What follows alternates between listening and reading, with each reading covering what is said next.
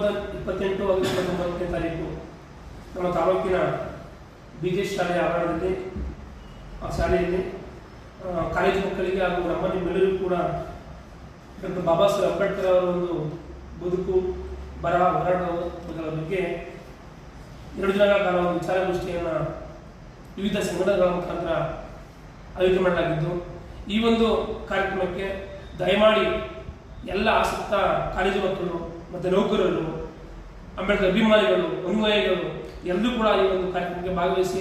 ಯಾಕೆಂದರೆ ಈ ಒಂದು ಗೋಷ್ಠಿಯಲ್ಲಿ ಉತ್ತಮವಾಗಿರುವಂಥ ಎಲ್ಲ ವಿಷಯ ಮಂಡನೆ ಮಾಡಲಿಕ್ಕೆ ಒಂದು ಒಳ್ಳೆಯ ವಿಚಾರವಂತರು ಬರ್ತಾ ಇದ್ದಾರೆ.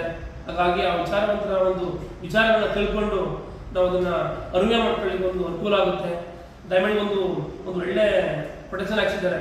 ನನ್ನ ಜೈಕಾರ ಮಾಡುವುದಕ್ಕಿಂತ ನಾನು ತೋರಿಸಿದ ಮಾರ್ಗದಲ್ಲಿ ನಡೆಯಿರಿ.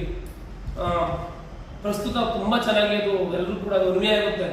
ಜೈಕಾರ ಹಾಕೋ ಬದಲಾಗಿ ಬಾಬಾ ಸಾಹೇಬ್ ಅಂಬೇಡ್ಕರ್ ಅವರು ಏನು ಮಾರ್ಗವನ್ನು ತೋರಿಸಿದ್ದಾರೆ ಆ ಮಾರ್ಗದಲ್ಲಿ ನಡೆಯಲಿಕ್ಕೆ ಇದೊಂದು ಸಹಕಾರಿಯಾಗುತ್ತೆ ಅಂತ ನಾವೆಲ್ಲರೂ ಕೂಡ ಭಾವಿಸಿ ಈ ಒಂದು ಪತ್ರಿಕಾಗೋಷ್ಠಿಯಲ್ಲಿ ಕೇಳ್ಕೊಳ್ಳೋದಿಷ್ಟೇ.